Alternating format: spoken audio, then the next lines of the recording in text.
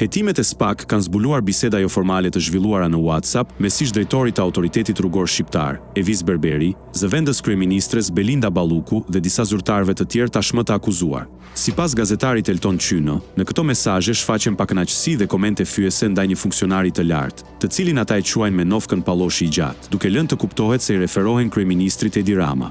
Mesazhet janë rikuperuar nga celulari i sekuestruar i Berberit, i cili komunikonte pothuajse çdo ditë me Ballukun dhe persona të tjerë të përfshirë në çështje tenderash. Në disa prej bisedave, përveç koordinimeve për procedurat, shfaqen edhe sharje e akuza të drejtpërdrejta ndaj Ramës. Këto biseda tashmë janë përfshirë si prova materiale në dosjen hetimore.